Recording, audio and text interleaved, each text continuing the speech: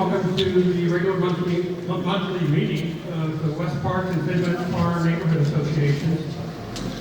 We're just like you, we're all neighbors here. My name is Lauren Cook. I'm president of the Fidget Farm Neighborhood Association. This is Danny. Ted Talpow. I can never do that, I'm sorry. He's the president of the West Park Neighborhood Association. So, just a couple things tonight. There are going to be some ground rules because there's such a large group here tonight. The first thing you want to know is that the restrooms are out the doors. You're welcome to get up at any time. Just try not to stumble over so many people. The meeting will have two presenters tonight. One is from the city planning group, and one is from the developer. Both of them will give their presentations, and then we'll have questions. Questions will be allowed at the microphone so that everybody can hear. So I know there may be a line, but when you see the line get a little shorter, pop up if you have a question. We ask that you don't ask the same question over so that we can make the most of the time. We have a hard stop at 8 p.m. tonight, which should be plenty of time. Please, if you would, realize that we are in a church. We're here at the good graces of Father Cliff and St. John's Church. So if you could leave it as clean as we found it, that would be super. Plus, we wouldn't have to stay all night to clean up. What else is that? So we'll get started here in just a couple minutes. I think the city manager is going to want to say a couple of words here before we get started, Dominick Casey. But before we do that, just a little bit of, if you're new to West Roseville, or you just moved here, or you've been here 15 years and didn't realize, I live in Fidget, and just like the people in West Park and Creekview, and maybe not the people in Sun City, you're a little bit further away, but we all live within half a mile of a power plant, within half a mile of a wastewater treatment plant, and within half a mile of a landfill. A landfill that, by the way, has been here since 1976, and they're not going anywhere, folks. Not anytime soon. They actually have an expansion plan. They will be crossing Fidget Road here in the next 30 years. If we're all around to see this. No, I think, sir, you're out of order. Okay, please. I'm not stating a position, I'm stating fact. The fact is that these things already exist here, if you didn't know that. We all live with that, and we all live with the fact that we work together. People don't smell the wastewater treatment plant because the city works on it. Okay, so it's part of being together and being part of the city and part of the neighborhoods. We've been part of this, at least I have. Danny's been here for 15 years, I've been here for 16. There's a lot of growth been here since we've been here. And we all work together, and we all make it work somehow, regardless of which way this particular issue goes. So going forward, I'll introduce Dominick Casey, wherever he went, and then we'll get started. Thank you, Lauren. Father Cliff, is it okay if I stand up here? Okay, thank you. Hi, good evening. This is a big group tonight. I wish I had a joke, but I don't. But I will tell you, because I don't want to forget, there's a lot of people here, so there's comment cards in the back, right? So I would encourage you to grab those comment cards, because if we can't get to everybody, we certainly want to hear from you. We want to hear what you have to say about the proposed project. So before I get into that, just quickly, my name is Dominick Casey. As Lauren said, I'm the city manager. I've been with the city of Roseville now for 12 years, so you guys both have me beat, which is a little embarrassing. But I've been the city manager for 5 years. But more importantly, I'm your neighbor.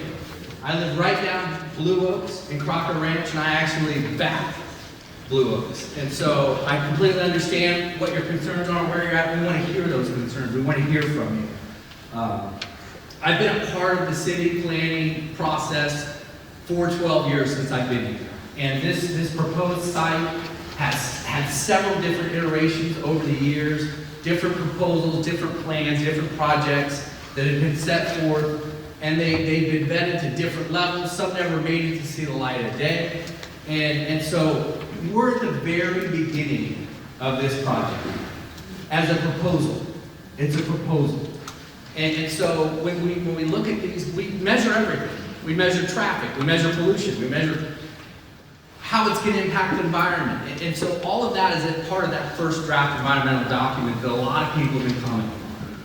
And so I want to reiterate that. This is the very beginning. This is about hearing from you, hearing comments, talking about the impacts, some of the mitigation, and I'll tell you, there's a lot of information out there.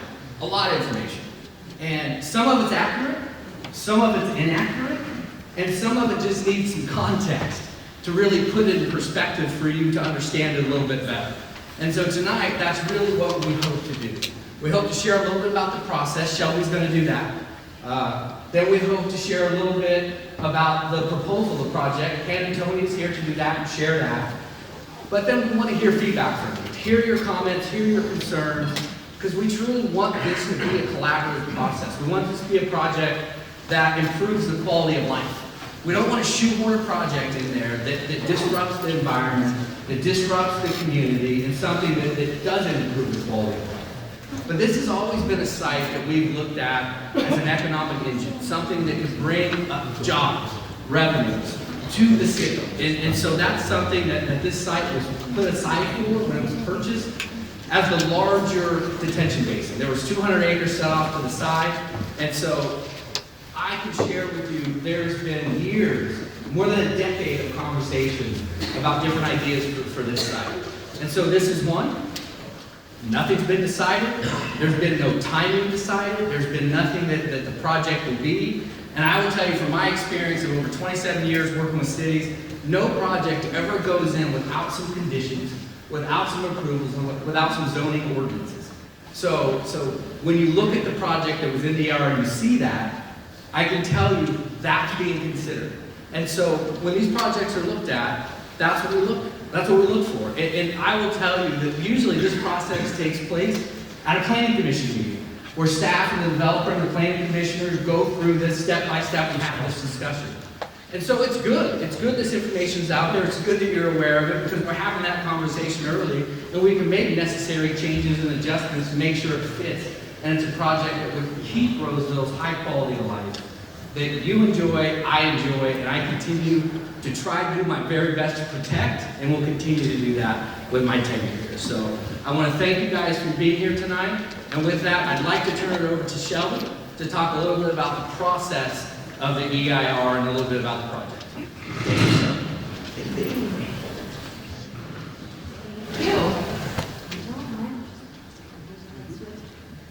Good evening, everybody. My name is Shelby Maples. I'm an associate planner, and I'm also the city's project manager for the Roseville Industrial Park project. So that means my role is I take the application that comes in from the developer, I process that project, compare it to city standards, coordinate the environmental review, neighborhood notification process, preparing it for hearing. So this evening, I do want to go over some of the background for the site, including some of the stuff that Don mentioned, go through the process on the project, and where we go from here. So the subject parcel is located at 6382 Phillip Road. That's west of the Creekview specific plan. It's part of an area originally known as Reason Farms. This was purchased by the city in 2004. Could you use the mic? We can't hear you. I apologize. Why would you stand up on the stage? Can't you use it? I don't have anywhere to set my notes up on the stage, so I apologize, and I know I'm a little short, so sorry about that. So this is part of an area that was originally known as Reason Farms. It was purchased by the city in 2004 for the purposes of stormwater detention. That was found to not be necessary for this particular parcel, which is known as the Panhandle. So in 2006, there was a study that found that the site would be suitable for non-residential development. The site was then annexed into the city in 2009 and pre-zoned from farming to land development. Since then, the project has remained vacant, and in 2019, in November, the Panhandle property was declared surplus by the City Council. In 2020, the city entered into an exclusive right to negotiate with Panattoni Development, and since then, that purchase and sale agreement has been extended in 2021 and 2022. So, I mentioned the planned development zone designation, and I did want to get into this topic a little bit more because I've gotten a lot of questions about it. So the very first thing I want to do is go over what is land use and what is zoning. So, for land use, the city of Roseville has a document known as the general plan. This is a long-range policy guide that governs the physical, economic, and environmental growth of the city, and it's a comprehensive long-range plan that has land use, broad land use categories for parcels of the city. So this could be open space, residential, or commercial, something like that. So every project in the city is compared against the general plan for consistency. So the city also has a zoning ordinance. The zoning ordinance implements the land use plan. And there are zone districts, many of which implement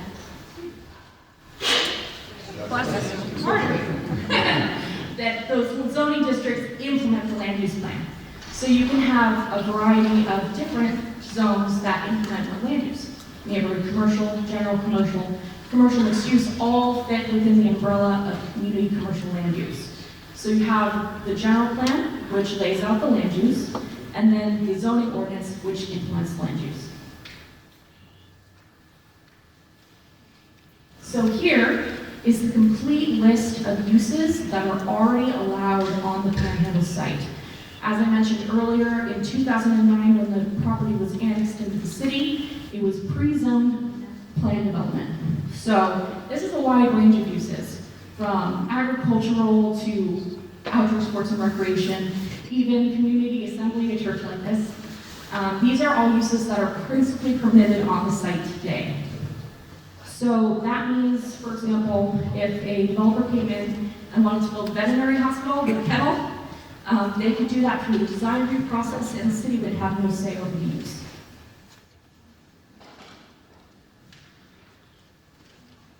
So that brings me to the current entitlement application, which was submitted to planning in May of 2021. The entitlements listed include a request to change the site's general plan land use designation from public quasi-public to light industrial, general industrial, as well as some open space around the creek, and retaining some of the PQB for the future Placer Parkway and also the substation site. There is zoning designations that are consistent with the land use change, including a special area overlay, which I'll get into a little bit more in my next slide.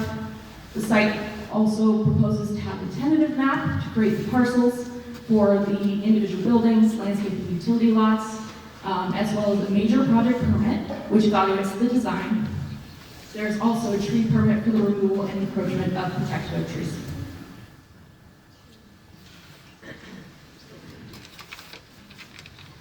So it's a little small on the slide, but here is an image of the proposed land use. You have the existing land use on one side and then the proposed on the other. As you can see, there's a lighter gray and a darker gray.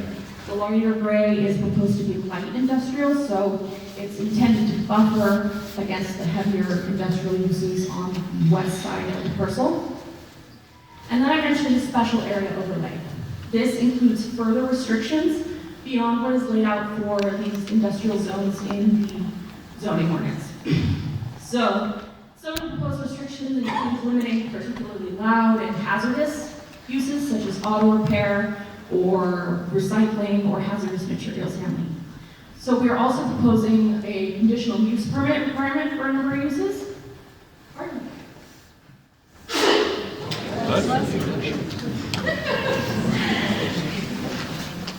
Hilarious. Okay, so they're proposing a conditional use permit. So that would allow the city to have further review on a variety of uses and impose some operational conditions such as hours of operation. So as I mentioned here, so you can see the purple, that's PQP. The green is open space, and that will have bike trail as well as the creek area. paint? I'm calling that purple, but that is public quasi-public. That's the existing land use, and then some of that's going to be retained for future Placer Parkway. But I would appreciate it if we could hold questions till the end. Next slide, please. Here's a summary of the project timeline to date. The application was submitted in May of 2021, at which time we began evaluating the requested entitlements, as well as kicking off the environmental review. So the California Environmental Quality Act, or CEQA, requires that the potential environmental impacts of a project be disclosed to the public and to the hearing authority before a decision can be made. So due to the nature of the project, it was determined pretty early on that an EIR, full scope EIR, would be required. The intent of this EIR is to evaluate the most intensive version of the project. So the assumptions about the uses and the development intensity that were made, they are meant to look at the most reasonably foreseeable impacts of the most intensive version of the project, and compare them to significance thresholds established by regulatory agencies. So in July of 2021, there was a notice of preparation for the EIR, which was published with appropriate notice. A public meeting on the scope was also held. In September of 2021, we were invited to this neighborhood meeting. However, this was held virtually at the time. From that point forward, we didn't really have a lot of significant milestones as we evaluated the project. So once the document was published in February, that's when a lot of the notice went out.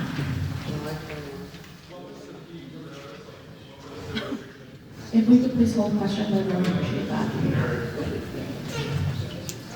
So please note that the project has not been to a public hearing and no decisions have been made on the project. We're still very much in the review process, which includes neighborhood outreach like this.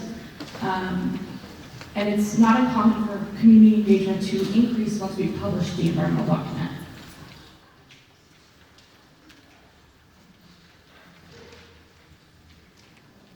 Now on the next steps. So the comments on the environmental impact report are due on April 21st. So those are comments that are specifically related to the environmental document itself, whether it be on the accuracy, content, mitigation measures. Those comments should be in writing and sent to me. My contact information will be provided at the end of my PowerPoint, and it's also on the website. So we are not recording this meeting, we're not transcribing this meeting, so to fully and accurately respond to your comments.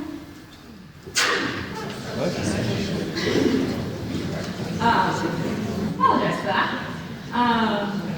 To respond to those comments, please do submit them in writing, so we can accurately respond.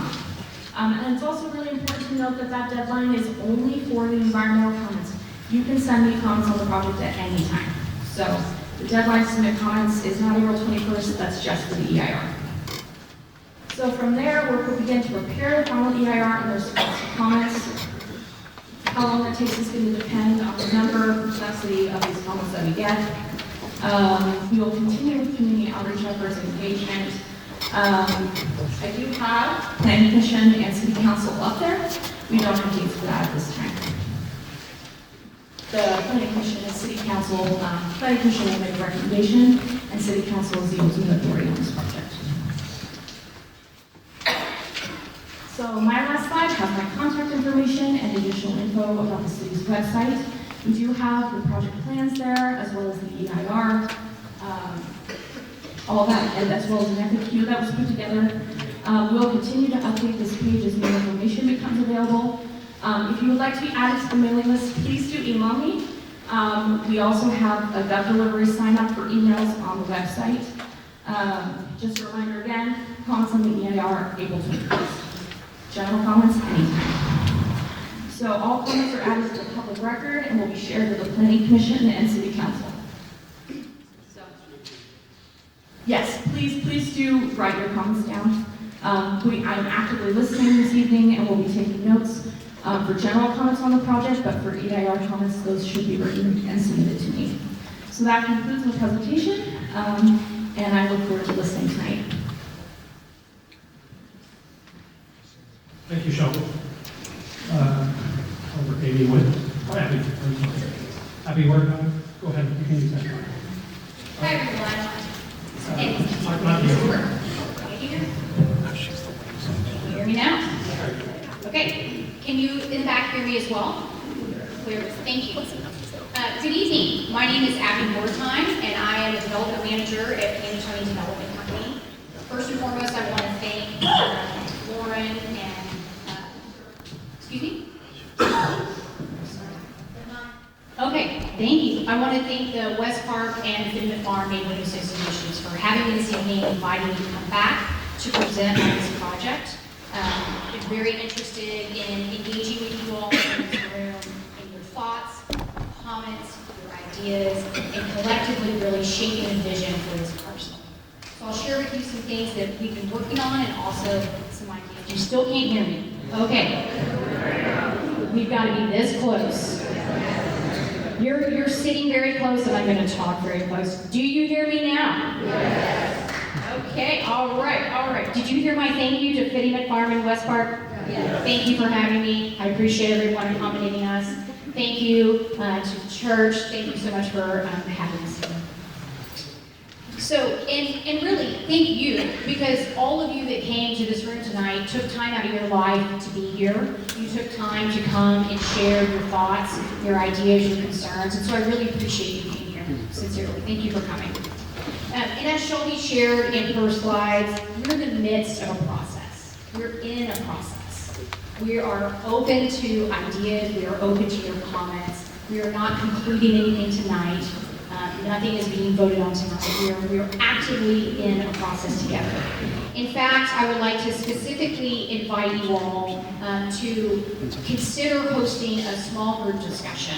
I'd like to come and meet with you all in a smaller setting, multiple smaller settings, so that we can talk face to face. I can hear your specific concerns. I can hear your specific ideas. So I have a sign-in sheet actually that I'm using with Justin. Justin has a sign-in sheet, so I know there's a lot of different lists. I know there's a lot of information out there, but if you'd like to consider hosting a small group discussion where I can come and share more about the project, talk to you and some of your neighbors, that sort of environment, I'm happy to do so. And you can give your name and your email address to Justin. We'd be happy to set that up. So really, truly, together, I feel like we can create the best outcome for this site with listening and sharing our ideas.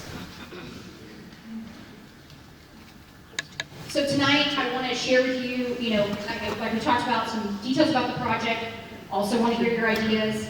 I'd like to tell you a little bit about Panattoni, who we are as a company, and the development company that I work for. We'll talk a little bit about, sorry, I'm close again. We'll talk a little bit about the site location. Shelby shared some history. I'd like to share some site location information as well. Future growth in and around the area, and what's been happening in West Roseville that so many of you are intimately familiar with. Potential expected uses, a timeline for kind of how a development like this might play out over time. And then finally, the crux of the matter, which you'll hear me say again, gathering input. Hearing your questions, your comments, your concerns, your feedback. So, you may already be familiar with some of Panattoni's work here in Roseville. Our most recent projects in Roseville are on Foothills Boulevard. That site is home to McKesson, Restaurant Depot, Amazon Delivery Station. In the past, we also built the HP facilities on I-65. We built Granite Bay Pavilions on Sierra College Boulevard, Mary Hill School on Orlando, and a CVS at Fitment Farm and Blue Oaks, and Blue Oaks, currently, which is the Sutter West Roseville Care Center. So just a little context of work we've done here in Roseville. Outside of Roseville, we've developed properties in all of these Northern California communities, and all of these projects, every project in any of these communities involved consideration of and communication with local communities, stakeholders, interested parties in the local jurisdiction. It's how we get anything.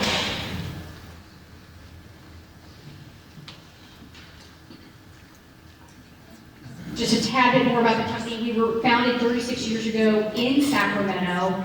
We actually started here locally, and through decades of thoughtful and considerate development, the company has grown to a global development firm that's developed now across the globe, across the country, and all started right here in Sacramento with a lot of still existing relationships in the Sacramento region.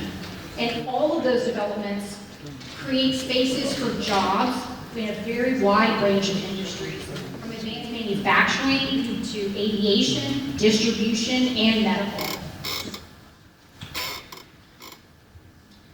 So for orientation, which we've had some of already, the site we are talking about is 6382 Phillip Road in West Roseville, just northwest of where we are now, northwest of the Roseville Energy Park, and the Pleasant Grove Wastewater Treatment Plant. It's bounded by Phillip Road on the south currently, which would become Blue Oak Boulevard whenever this site does get developed. And Phillip Road to the west along a portion of the property, vacant land to the north, and Winding Creek to the east. And as laid out in some of Shelby's comments and Dominick's comments as well, we have been engaged in a public process since 2020.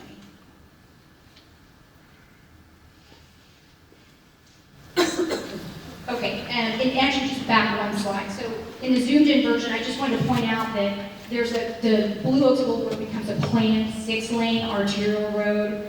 The northern section of this site is going to be bisected by a planned 6-lane regional plaster parkway. It's a long-range plan, but it's a connection between 65 and 99 in the future. In all of our projects that we develop, we believe in being good neighbors. In 2021, we met with the Winding Creek developer prior to anything being built and discussed and shared our plans. We had their landscape architect review our plans and incorporated all of that feedback directly into our landscape buffer, and the density that is proposed on the plans is directly from that feedback we received. So first of all, let's talk a little bit more about the surrounding area and future growth that's still coming. So again, for the orientation, I don't have a pointer, but I think now that we've seen a couple of maps, we're talking about the site that's hashed purple, and the red line you see snaking through is the planned future Placer Parkway. The future growth of this area, around this area, includes commercial, residential, university, office. I got to pick one, but so there's the site, and then the red snake is the plan. I'll give you on this side. The red snake is the planned future Placer Parkway. All of these various plans that you see laid out here in the west have a variety of commercial, residential, university, office, and a sports complex that are already planned for. So almost 2 million square feet of retail, still coming. 50,000 square feet of office, still coming. 7,000 planned additional single-family units. 4,500 multifamily units in the university already mentioned. Which brings us to the site that we're discussing tonight, right? What might be the uses on the site that we've all been focused on? So industrial parks, by their general nature, accommodate a mix of uses within that park, as currently proposed. Some of those expected uses are listed in alphabetical order for ease of reading. We anticipate warehouse and distribution uses. Demand from those users are at an all-time high with the rapid uptick in e-commerce and a continued shift away from from traditional retail. During COVID, many more people took up online shopping, causing an even bigger push for these types of uses and distribution spaces. Inside these buildings, there really are exciting changes happening with robotics and new technology that's creating interesting job opportunities, even in distribution centers. At the same time, onshoring of manufacturing is really starting to happen. Also due to supply chain issues during COVID, Manufacturing companies are now want to ensure that they can serve their customers and protect their supply chain that they found out was so vulnerable by creating products locally whenever possible. So there has been growth in manufacturing and advanced manufacturing even within these last 2 years. There are companies like chip manufacturing, medical device manufacturing. In fact, right here in Roseville, very excitingly, not a project of ours, a medical device manufacturing company called Konow recently signed a lease for space and will be operating in Roseville. In one of our buildings in Sacramento, a pharmaceutical manufacturing company recently signed a lease and is working on the build out of their facility. They are going to invest tens of millions of dollars in the local economy through the build out of that building and are very excited to hire local folks from that neighborhood for great jobs. And that company in particular wanted to bring their production from overseas back to the U.S. to serve their customers more clearly and more effectively.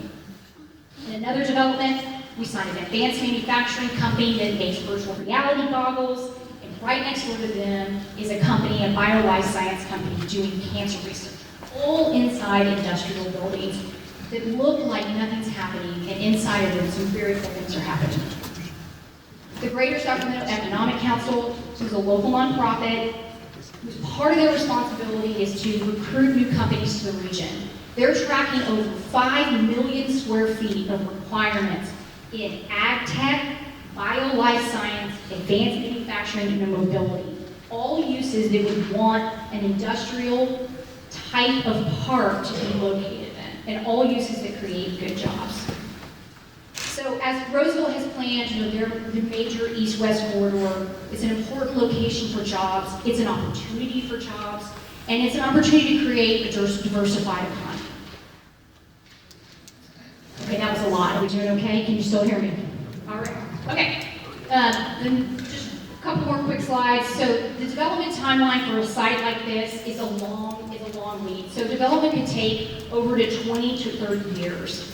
By way of example, the Roseville-Rockland industrial market currently has about 16 million square feet of industrial properties. On average, over the last 5 years, about 150,000 of that square footage is taken up every year. So if this project were to go forward and that pace continued, it would take 16 years to use all the space just in this project. But there's 16 million other industrial square footage out there as well. So just trying to give a little context to how long these things take to come to fruition and to be developed over time. And then finally, like all developments in a growing area, the site would be required to bring utilities and infrastructure necessary to serve it. All of those responsibilities, water, sewer, recycled water, power, all of that's the responsibility of the site. In California, developers and development pay their own way. That is how it is done. So this project would be, like I said, required to do utilities, street frontage, widen road, pay impact fees to offset any impacts to city services created. These costs are borne exclusively by the project developer. Thank you for hanging in there. We're doing great. We're almost to the point where you can hear a lot from you all, but I really appreciate your time and thoughtfulness to listen to some that I wanted to share with you tonight as well. The goal overall is to create a project in partnership through listening to each other of something that ideally creates jobs and an economic boost to the greater environment and to the community. It contributes taxes that create additional revenue for all of the city services. Tonight's meeting and then future community meetings, which I've mentioned, are just a starting point for us to be having this conversation. Okay, we did it. Last slide. We did it. Please remember to sign up for a small group if you'd like to host a group at your convenience. And otherwise, I'll turn it back over to Lauren and the Neighborhood Association. And again, thank you for having me. I appreciate all of your time. Thank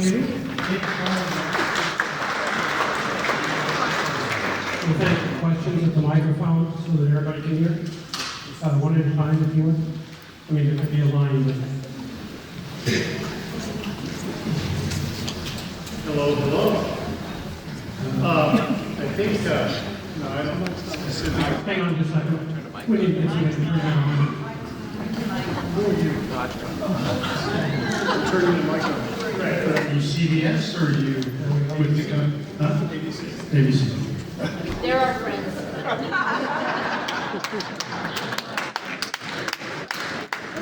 Okay, very quickly, I'm speaking for myself, but I think a lot share.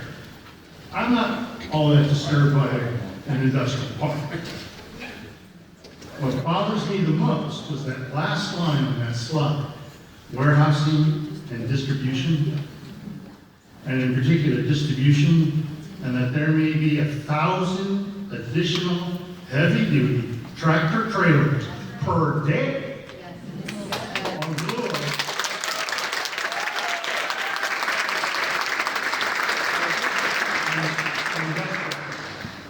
And that's the key issue that we don't want. So,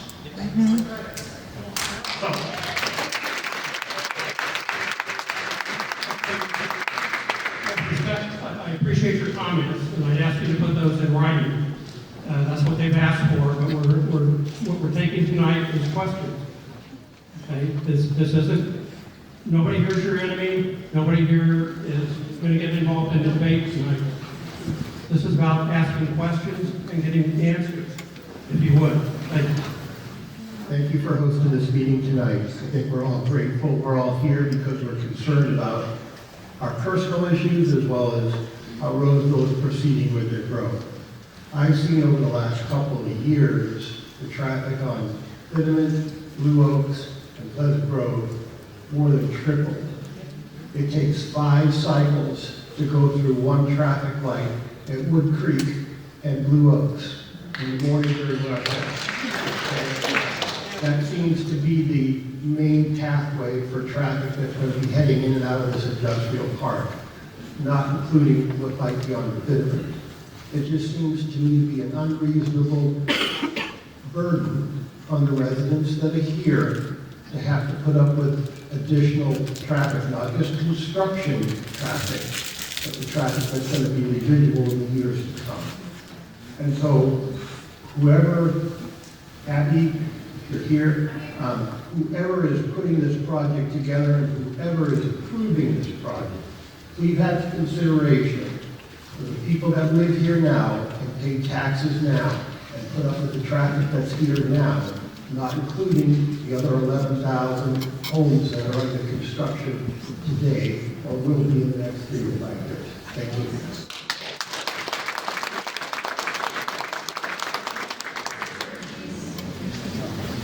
Just a couple quick questions.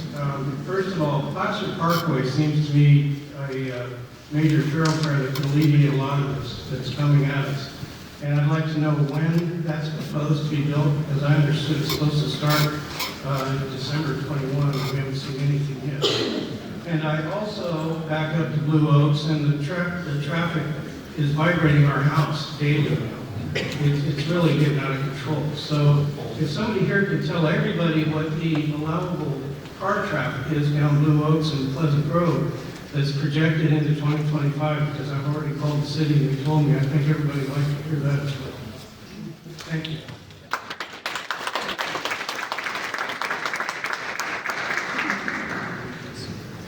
Hi, good evening. Mark Stout, City Engineering Manager for the City of Roseville. I believe the first question was regarding Placer Parkway and the timeline. Was Placer Parkway and the timeline on Placer Parkway? I apologize.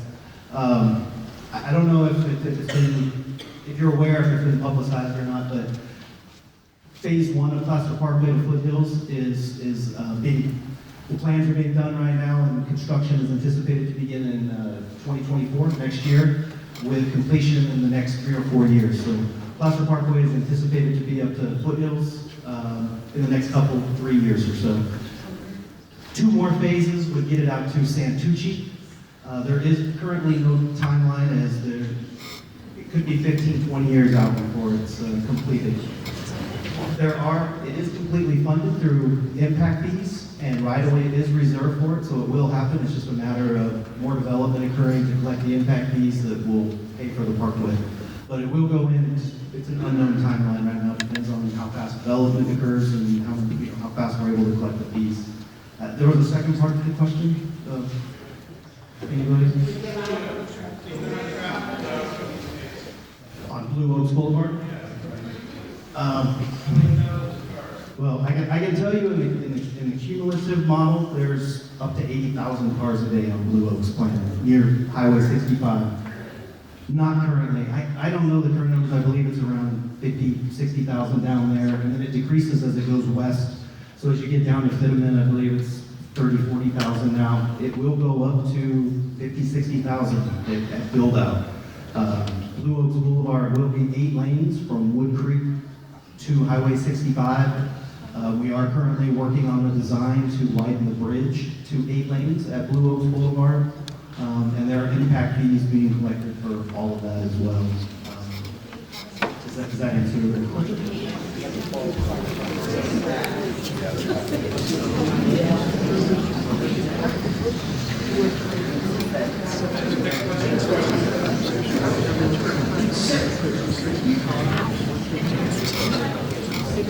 Thank you, I'm sure. I'd just like to share my comments that I sent several weeks ago as we're all being asked to send our comments.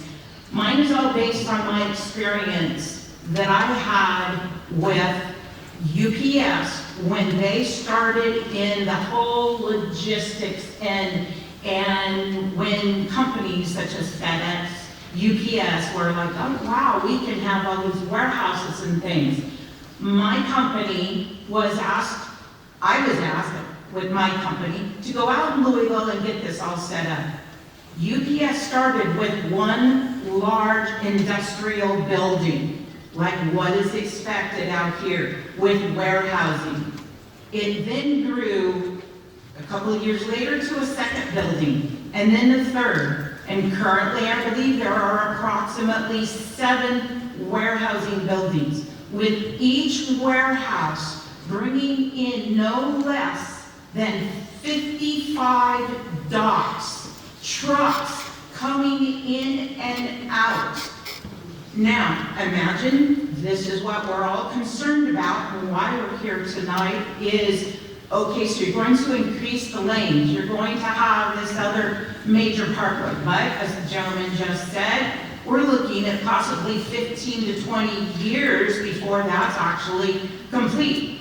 So what do we, as the people that live in this neighborhood, and I'm going to say this nicely, have to suffer with in the meantime? I saw what that did out to Louisville. Now, this industrial area was no more than 2 to 3 miles from the major airport in Louisville, Kentucky. I saw what that happened in that area. There were no homes. It was not a neighborhood. And they had a 6-lane expressway that then went down into a retail area. And that was fine. But there were no major neighborhoods like we have today. And schools. And to say that, well, the developer of Winding Creek met with Panattoni during the development and everything and told that Panattoni told the developer of Winding Creek what they're expecting. Do you really think, I'm sorry to say, people in Winding Creek and even where I live in Primrose, Pulte Homes, just a few blocks away from you off of Westbrook, do you think that those developers really cared about us, the people living in that area?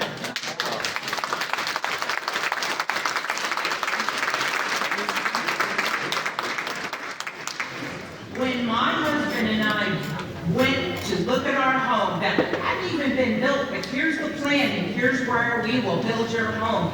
And oh, right over here, they're gonna put in this really cute little open retail, and it's gonna have coffee shops and this and that, and down over here, you're gonna have this and that. I've lived here 5.5 years, not seen one of it. So I'll leave it to you, but I know what it's gonna look like. I know the traffic this will bring if it goes through, and it's not nice people. Okay.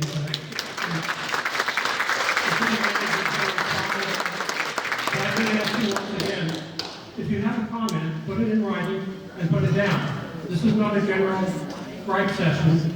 There's nobody here who can hear that. We're all your neighbors.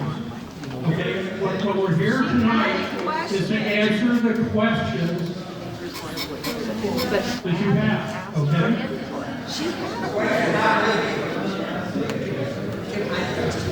Go right ahead. And I just have 1 minute, sir. Thank you. That's a great comment, and there's a lot to unpack in that comment, and I don't want to take too much time, but what I do want to share with you is that we do care, right? As I share with you, not only am I a city manager, I'm your neighbor, and I do. And so one of the things that happen on projects like this, you saw all of those uses, right? You can limit the amount of certain uses on a certain site. So very easily, the planning commission and city council could limit the amount of warehouse and distribution that's allowed. Now, it's a balance, right? With Panattoni, with the community department, but at the end of the day, the city absolutely has the authority to do that. And so, I recognize, again, this is a big, complex process. I'm listening to Shelby talk, and it reminds me how hard planning is. But I'm telling you, that's absolutely an outcome that can happen. So I did want to address that, just to share that perspective. So thank you. You're welcome. My name is Bob Watt. I live in Roseville, Sun City. I moved there in 1995. Fitment was a cow trail. I have not heard one thing on presentation so far tonight concerning the safety of children on those streets. As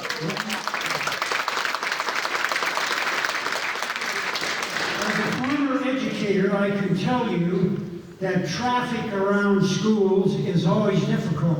This morning I was going to the doctor and I had 3 stops to get past the junior high school on Blue Oak. You bring trucks, bring cars, you don't have any trucks coming down there, you're still going to have traffic both ways going to the site that's being proposed.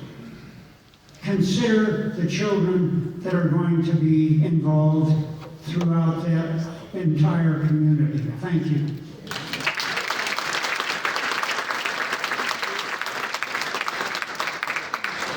Thank you, sir. My wife is a crossing guard, currently working on Blue Oaks. And I also want to tell you a little story about Rego Creek Elementary School.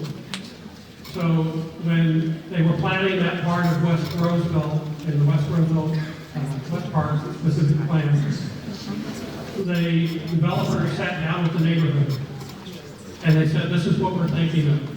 And that school was right on the Westbrook Boulevard, which we already knew was going to be 4 lanes, minimum of 4 lanes. And the neighbors at the meetings said, we don't think that's a good idea. You've got an elementary school right next to a 4-lane road. And what the developers did was they moved that school further inside of the neighborhood so that it wasn't on a 4-lane road. And that's the kind of cooperation I think that we're talking about here, and I'd like to see that continue. They weren't building. Okay? So that's the kind of cooperation that I think we're looking at. You give your input, the developer and the city work on it, and hopefully they come together with a better solution. Next question, please. Good evening. I'm just here now asking because I sent a mail already to the city, but I saw in the presentation 2 cities where I used to live. I used to live in Fremont, and my husband used to work for Amazon in Haywood. And those 2 cities were mentioned in that presentation. So my question to the city is that any assessment regarding what happened after whatever is built, because I lived in Fremont for 8 years, And my husband used to work in that site in Hayward. And when we saw that, there it wasn't good at all. So I think it's really important to listen to the residents and understand what comes after. It is good for Roseville also to check and visit those cities where they went through these whole changes. Because we saw that in Fremont, and this is the reason we moved to Roseville. We have 2 kids, and we want to have a better quality of life. We didn't came here for jobs. And we think it's a gorgeous area there. In the environment, there's a lot of questions we have. And if the city really thinks about us, I think we need to have all those questions answered, because what we saw in the Bay Area, I don't think anyone wants to this happen here. Hayward, the whole area where there's a lot of distribution center and all those things. And I came from the logistic and import and export, and we know what happens to those areas. So I think it's really important to go to those cities and understand, because this is probably what's going to happen here.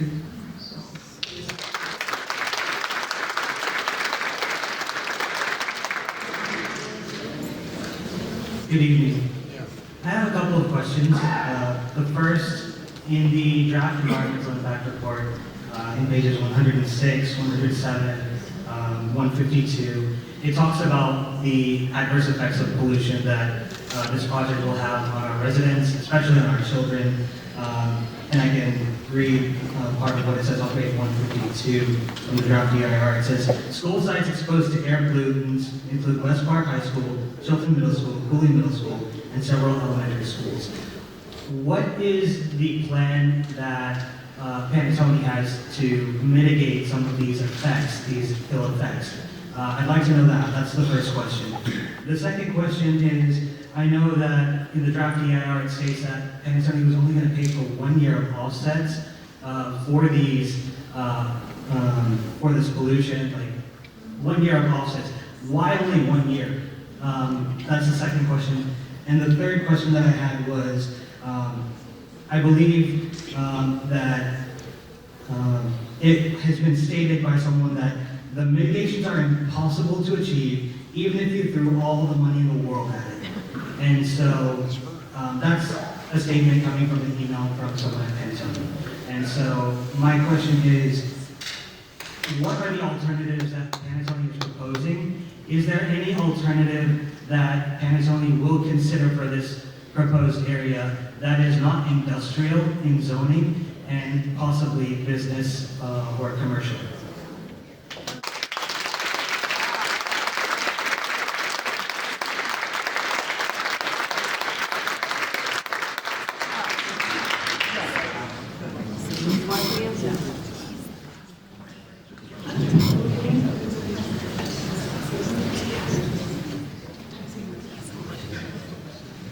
Can everyone hear me? I'm Mike Parker. I'm a principal with Ascent Environmental. We prepared the draft DIR for the city that many of you have read. Hopefully I can remember all of these questions. I think the first related to exposure of air pollution. There is a graphic in our DIR that basically shows the spread of toxic air contaminants. And if you look at that map, the areas in green are shown. Those are areas that don't exceed the threshold of significance. So while there are areas that are exposed to some increase, that doesn't mean it's a significant increase. So just want to clarify that. Is that future, or is that future with the project? Second question was.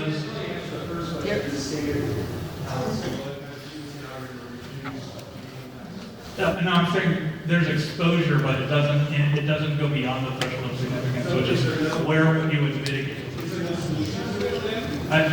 It's not a significant impact. You're saying that 1,000 more trucks coming a day? I need to answer the questions that were asked. Please hold your question until you get up to the microphone. If you're going to shout out your question, we just soon you'll leave now. So I believe the second question, and I'm sorry, I'm blanking on the second question. Why were they only paying attention to 1 year? Oh, the 1 year issue is actually something that we're looking at. So that's a great example of a comment that we'd like from you on the EIR. So it's a comment that others have made, and we're currently evaluating that. I don't think you actually answered his first question, which was actually related to schools that are within the boundaries. How are you going to protect our children from the environmental conditions? Again, it's about sequence, about setting thresholds of significance, and whether a project exceeds or does not exceed those thresholds. In this case, there's a map showing where pollutants will increase, but there's also a table that shows whether the threshold is being crossed at residents, and residents and sensitive receptors, which includes schools. If you look at the table, the threshold is not exceeded. Just for the threshold, Sorry, I'm only responding to questions from the microphone. You don't like that? Seriously. You were the same way at the last meeting. If you're not going to follow the rules, then we.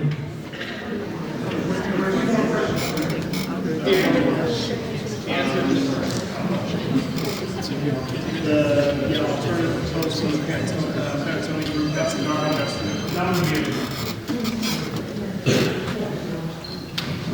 So, close it up. I believe the question was, would an alternative proposal of the type of development be considered? Is that a restatement? Okay, so that's exactly what we all need to talk about, right? So those are the conversations we need to have so we can understand what does the community want? Would that work? Would it make sense? And there's, multiple things. What does the city want? All the different stakeholders. So it's something we can talk about. So is that a yes to Panattoni is willing to consider if you would get enough pushback from residents in the city?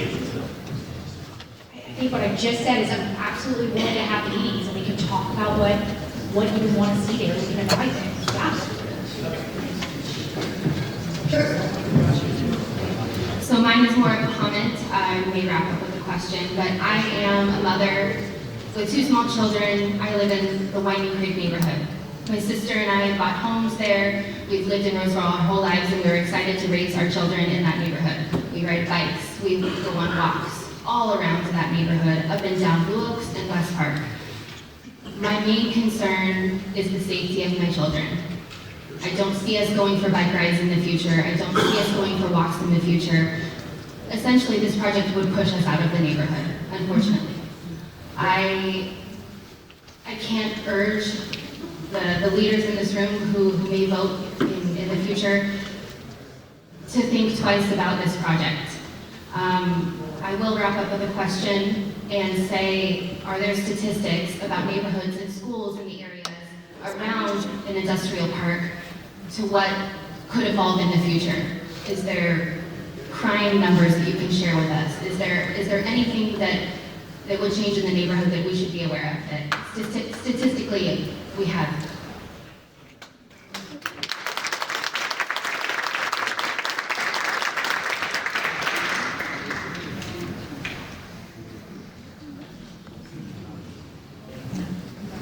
Question. I don't have statistics. I can spin that out. Statistics right now, but we capture it. We can look into that. I can tell you that we have looked at some of the other corridors. Sorry, thank you. We have looked at something. I'm usually loud enough. I don't even need a mic, but today's different. So we do have some studies, and we have evaluated some of the other corridors we have, like Foothills, where is there additional crime? Is there additional traffic? Is there additional impacts? So we can share that. It's too much for me to cover and go over right now, but we certainly captured the question, and part of the overall response to this, and maybe in some of the smaller meetings where we can have more of a conversation, we'll absolutely share that, yes. My name is Harmer Pabla. So I live in the Winding Creek area, and my property actually touches the industrial park. So what can Panattoni tell me about the benefits that I will reap once the industrial warehouse is built? That's one. The second question, or maybe a comment, is, they're talking about future job growth. Let's talk about jobs here. When we're building industrial warehouse, let's look at modern warehouses. What do modern warehouses have? Less people, more robots. So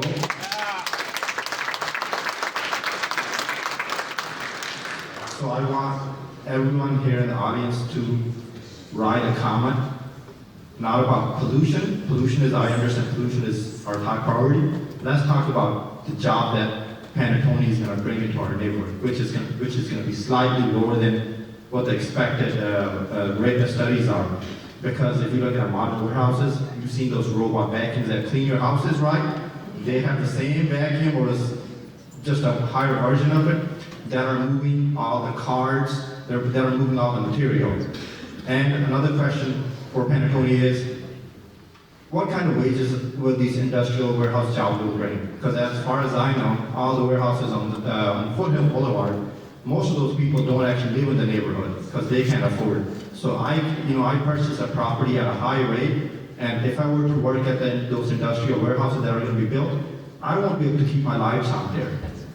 So thank you for your comment.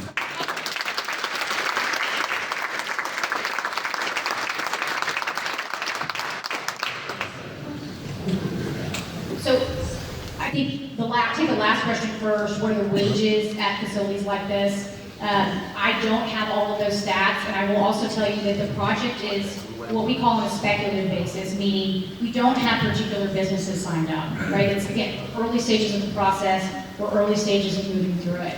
I do know that we're probably reading some of the same papers and articles that you all read, that a lot of those jobs, the wages have pushed up a lot in recent years. And so there are some wage increases that have been occurring across multiple sectors. Yeah, so how do you deal with automation now? Automation is going to reduce those jobs. No matter how you talk about wage increases, there's going to be slightly less people working at the warehouse, more robots.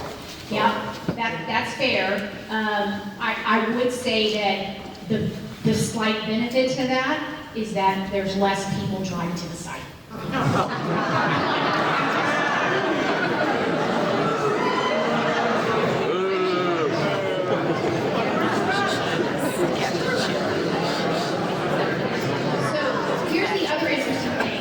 That I have seen inside some of these facilities in other places is that the folks that are repairing those robots are a different kind of job than someone who is doing regular assembly. So it's that robot repair work, the robot maintenance, working with the robotics, that job actually exists inside the facility too, and it's a different kind of job.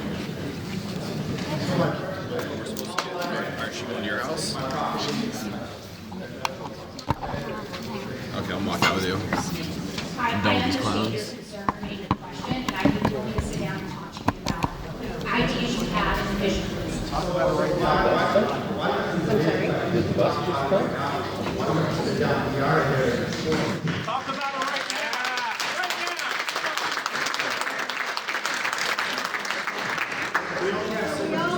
I have a question for my city leaders. What do we need to do to stop the rezoning of this parcel? That's right.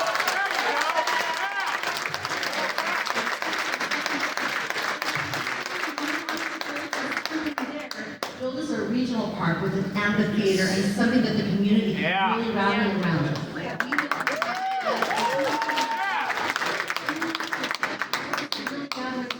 Yes, we have bike trails.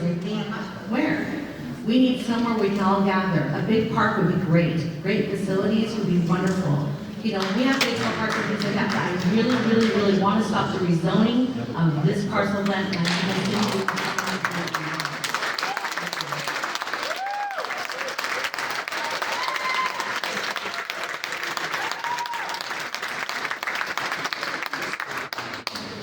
Try to answer that question, and it's what you're doing now, right? This is that process. It's going through, like I said early on when we started, nothing's done, nothing's decided. But I do want to make one comment, and part of it is that we enjoy the quality of life because of the diverse plan, right? Because of the land use. And without the commercial sites and without the development sites, those are economic engines. And we can't do it alone on property tax and sales tax. You're not going to build Roseville and have the quality of life we have without those types of sites. And so that's something we have to balance. That doesn't mean they belong everywhere. That doesn't mean they belong on this site, right? But that's what I'm sharing with you. It's important that we do have those balance because they need to be spread throughout the city.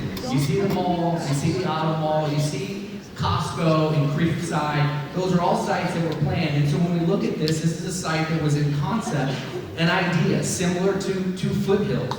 And when you look at Foothills, there's things like Coquiva, Penumbra, HP. That are all there. That are all sites that actually fit very nice into that corridor.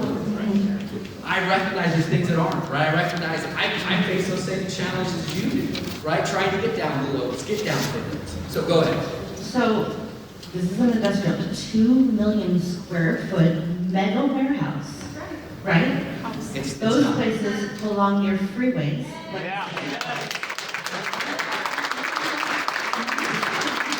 You're proposing this really great parkway that's going to go through and cut the traffic away from Blue Oaks, which is exactly what we want, right?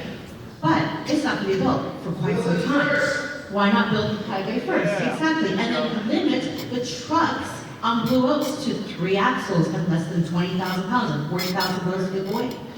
I don't understand why we have to build this huge mega industrial park in the middle of a residential neighborhood when we need more actual community spaces.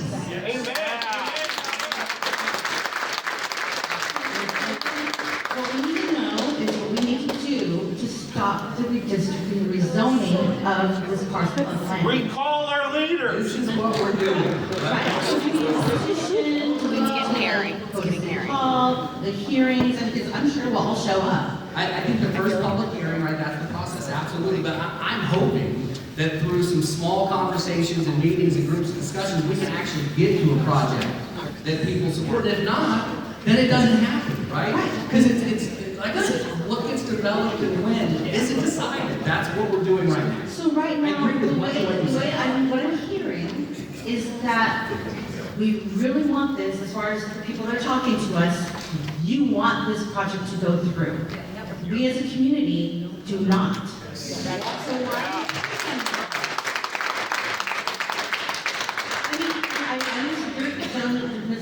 The gentleman from Fittingman Association, I understand your comment about the wastewater treatment plant, right? We knew that when we came in. There were big trucks there going back and forth, right? We know that. We know that there's a dump site nearby. There's not big trucks that are going back and forth from that site past our houses, past our schools. There's garbage trucks which typically go past our houses. This is a huge, different, bigger thing than that.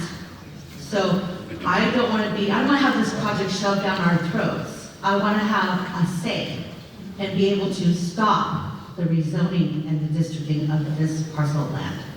And that's what's happening right now.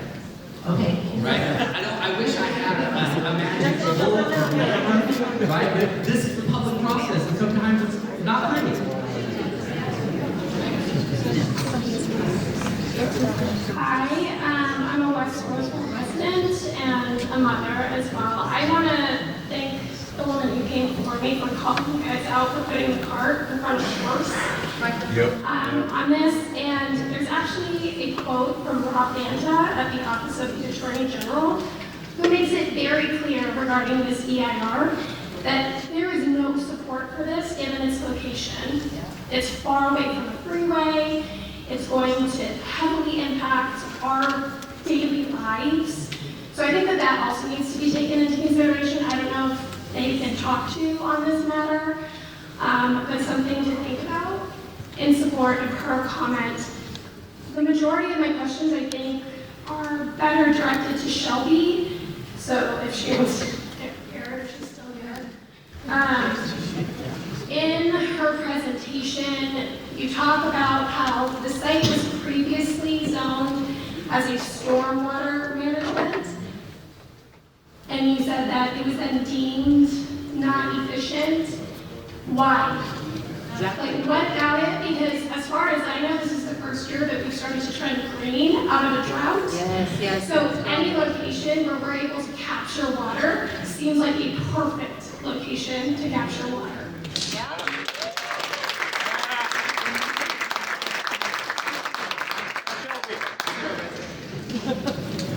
Good evening. Can everybody hear me?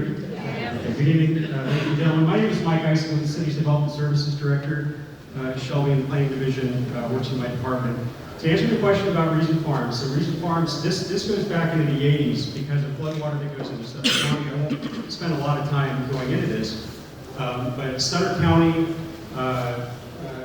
filed litigation against the City of Lincoln and some other South Placer communities to stop or to retain stormwater before it got into Sutter County. The city, in response to that, proactively purchased the 1,700-acre parcel known as Reason Farms. We did an environmental impact report on the detention basin or retention basin itself. And we, as part of that design process, we figured out that we didn't need the entire 1,700 acres of property. The retention portion of the basin is actually further west from this site. And so once we did the preliminary design, did the environmental analysis, and figured out where that retention area was going to be, we figured that this 236-acre rectangle of property wasn't needed for that purpose, and it could be put into productive use. So that's the answer to the question about why this particular area of the property isn't being used for retention purposes. So I believe several years back, we actually passed a bill stating that we would build water retention facilities in order to trap water. So why aren't we working with the state of California, which by the way, nothing has been done on that, just so everybody knows. We've actually lost a lot of the water that we gained this year. So why aren't we going there, working on the land and building it so that it actually works for us, and not just us, but the state of California? That's a fair question. The city has invested heavily, tens of millions of dollars in an aquifer storage and recovery program where we actually take excess water and pump it into the aquifer that's underneath this. In fact, this year I think we pumped at least 7,000 or 8,000 acre feet of water, excess water that we got from Folsom Lake Bureau of Reclamation, and pumped that directly into the ground.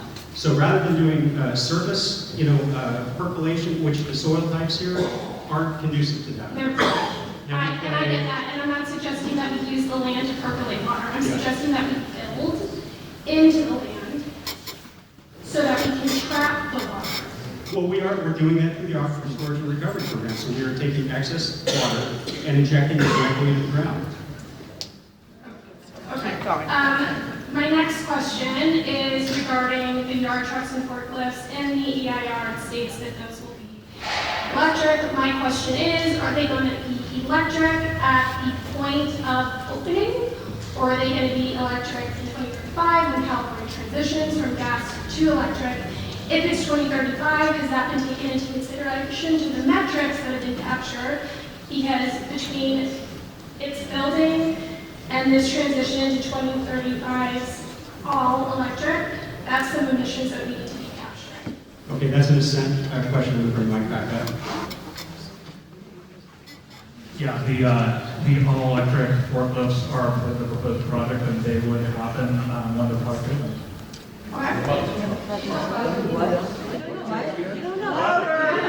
What did you say? The electrification of on-site equipment would happen with the opening of the project. Okay. I want to throw a shout out to the mom who came up here, and then the really nice older gentleman who was a teacher, who's retired. I want to build on some of the statements and questions they had. In the EIR, we're not taking into consideration that if we're saying that there's going to be 2,000 jobs brought in by this, not to mention the amazing comments that this gentleman made about machine power. Of those 2,000, how many are you projecting to actually come from Roseville? Because if they're not in Roseville, you're actually not improving the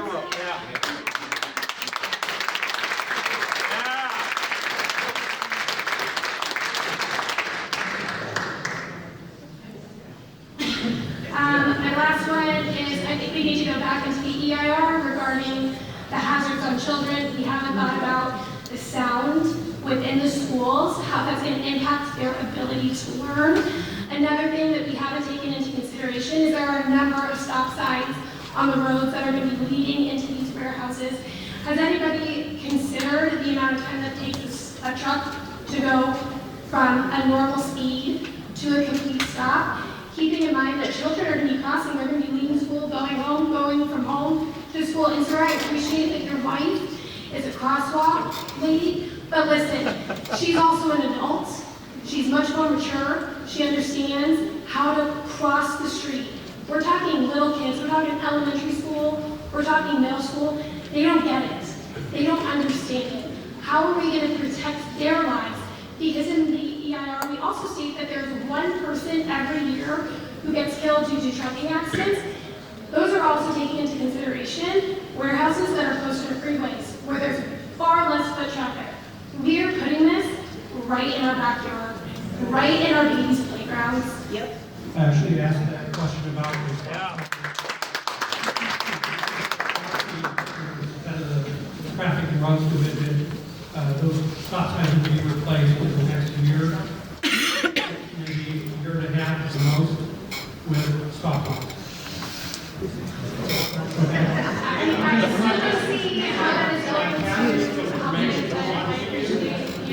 I know that I've had this whole meeting a long time. This beautiful woman right here is not able to stand up. She asked me to ask a question for her, which is, these large trucks are notorious for breaking up our streets.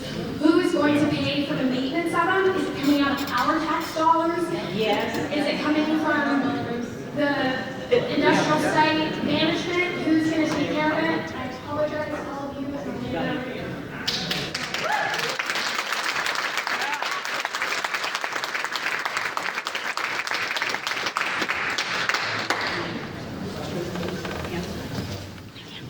Is there an answer? Is there an answer to the question? Is there an answer to that? No, they don't want to answer. I would like an answer to that question, but Not the Fittyman guy. They don't want to answer that. Not the Fittyman guy.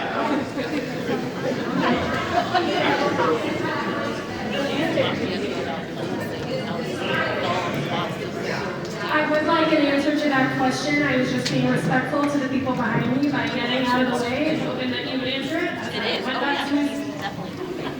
Was the question regarding if the developer was going to pay additional mitigation fees? No, my question is, we know that trucks disturb our roads. I lived in Philadelphia. It is absolutely shenanigans what those roads look like. They have to be filled constantly. Who's going to maintain that? Is it going to come out of our tax dollars? Is it going to be the industrial site? Are we going to go back to looking at that 1 year and go, oh, maybe we have to do it for 30 years to maintain these roads? How is this The short answer is that the developer would not be paying any additional mitigation. Then who will? It would be coming out of the same maintenance funds we get from the state. So I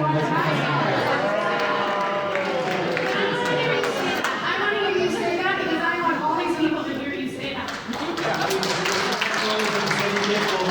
From the state to do standard maintenance. Thank you very much. That's not standard maintenance when you're adding.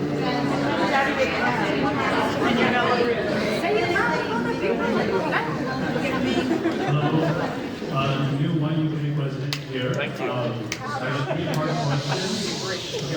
First, actually, this is a three-part question for Panattoni, and I guess also for the city governments also. How does, when I listen to the presentation, I'm watching and listening, and also there was a comment that you mentioned that there is no current company that's been signed into for these industrial parks. How does an industrial park solve our short-term needs, our mid-term needs, and our long-term needs as per where the city of Roseville is going? Let's take the short-term. Number one, you've got Whining Creek residents, you've got West Park. If you want to go to the store, you need a car. There's no walking to the store, right? Okay, let's say, what's the midterm strategy for Roseville? I know that there's going to be university to the west, there's going to be university to the north. How does an industrial park service that growing, where Roseville is going strategically? Now let's talk about the long term, right? We've got, obviously Roseville is trying to be kind of the epicenter of Placer County, if you will, right? It's obviously going to grow. My thought process is there's going to be more homes. I'm not sure how a industrial park in the middle of its residential zone is going to service and cater where Roseville is going short, mid, and long term. Can you that?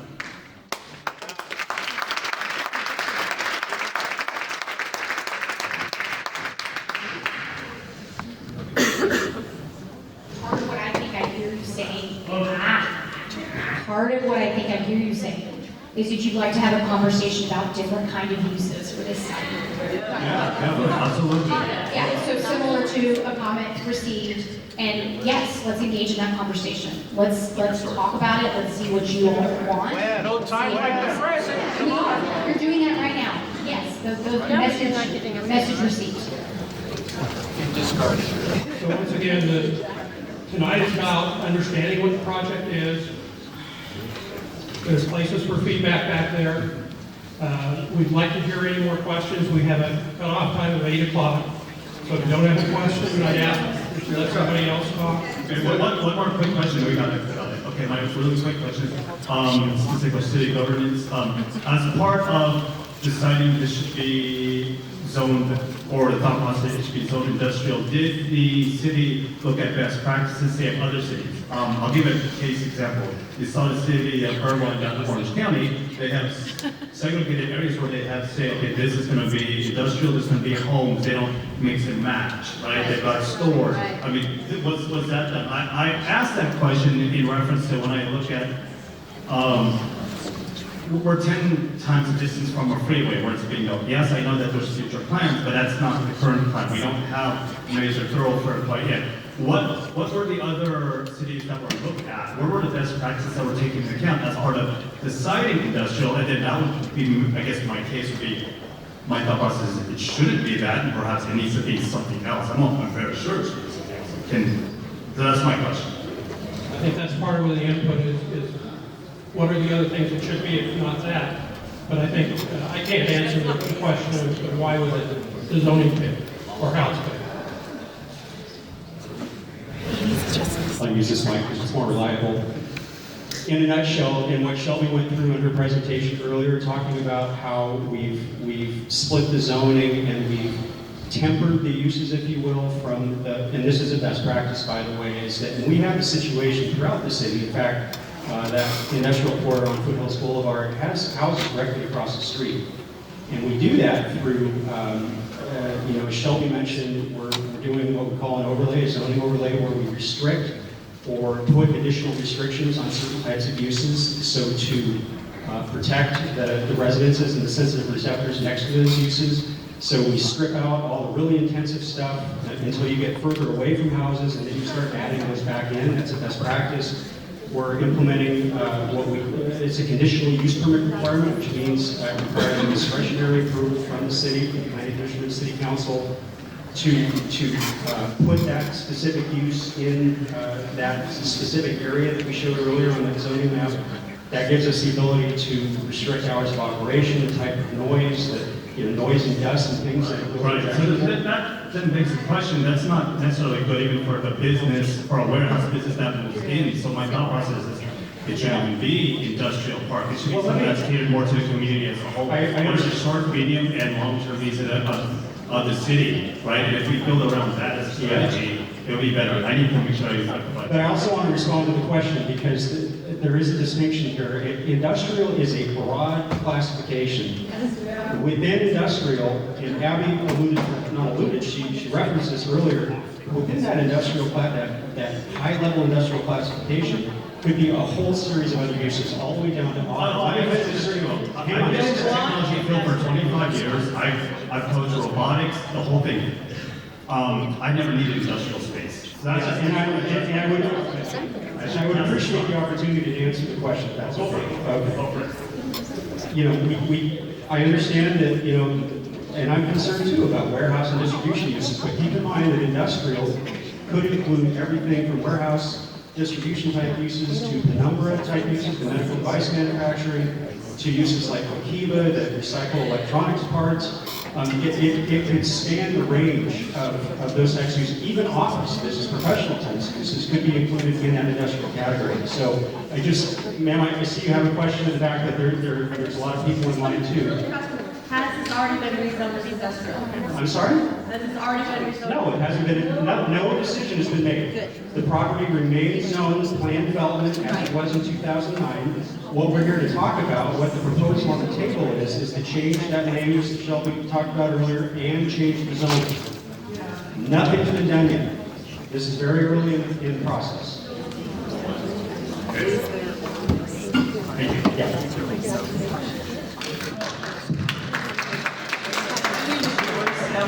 And my property backs up directly to this park. I found out after I moved in that this park was going behind me. I paid my builder for a view lot, which now I'm gonna have a 4-story building behind my house. That's another issue. But I have two questions I want to ask. To me, this boils down to two things: revenue for the city of Roseville and logistics for Panattoni. Why Blue Oaks when baseline is already planned and already started widening all the way out to the same freeway that Blue Oaks is going to go down? Number one. And why build this in a residential area when it's ridiculous?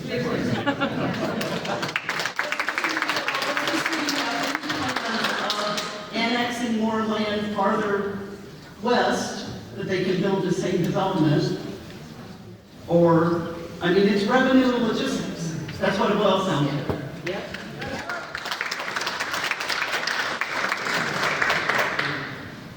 I just want to hear everyone talk. Too late for that, but. Okay, I'm going to take the easy one first. Expansion, yes, it's something we're considering right now about expanding our sphere of influence out of what's called Curry Creek, right? So west of us. But it's very preliminary. I've received no council direction to do that. Just, it's okay to explore it and to look into it. So we're in the process of looking at that. And I will tell you the baseline corridor between the county and the city, going back to the time it takes to absorb, is decades, right? And so this site, why, is this is the starting process. And I hear a lot about the distribution and the warehousing. I'm loud and clear, everybody in here is hearing that. And so, but what I don't want to discount is the type of uses there that could be beneficial and could bring jobs. I have 4 kids, I have 4 daughters, and 3 of them are in college right now. I want them to be able to come back and afford to live here, because I love Roseville, I don't want to leave. And so, but as anyone who has grandkids out there, you know, you're probably going to end up where your grandkids are. So I want to create an environment for jobs that allow our kids to stay here.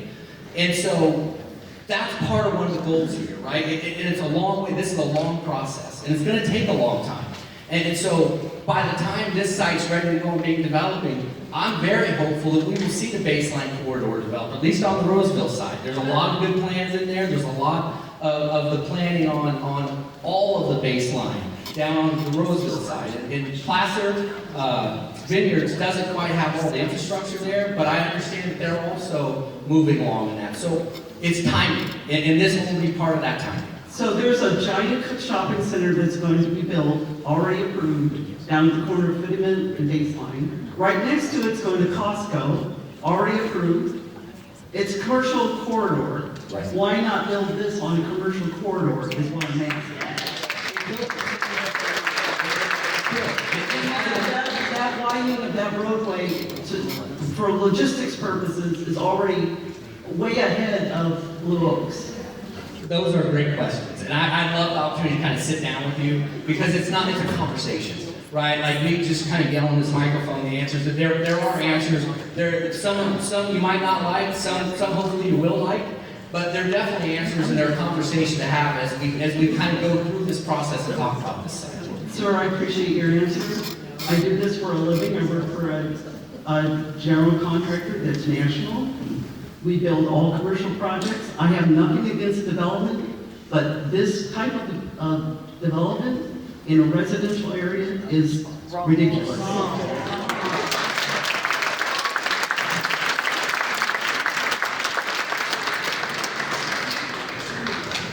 I'm going to get in here before you tell me to stop talking. Last question. My name is Mary Konow. Last question. We said 8 o'clock. We have a commitment to the church. Okay, so there will be more meetings. You can have smaller meetings. No, I have my own question. My property backs up to this monstrosity that you guys are thinking and considering bringing into our neighborhood. I would like to know why consider rezoning this property when just to the northwest you have a preserved area, a wildlife preserved area, and further to the west you have ag, you have almond orchards, you have our food on trees that you're going to expose all these greenhouse gases. So I would like to know, why consider this area next to something that you've already preserved? Let alone the fact that my kids are going to be growing up in a space that is inundated with greenhouse gases and we won't be able to escape it. Who's going to answer my question?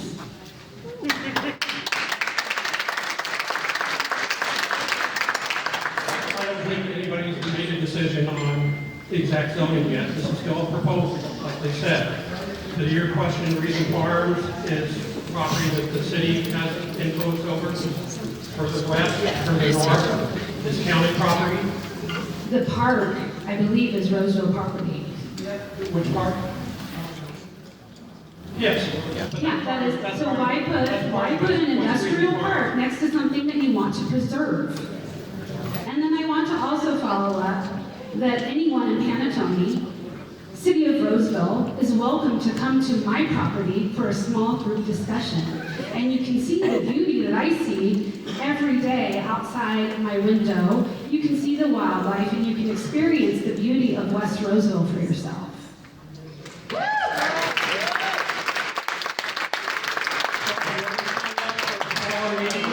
With Abbie and Panattoni, please do so. I think that's right for your name. Justin has a sign-up sheet in the back. I want to thank you all for coming. This is not the end, folks. Don't think it is. You're barely even at the end. So be sure and make your comments on the cards. Any written comments, give comments on the DIR.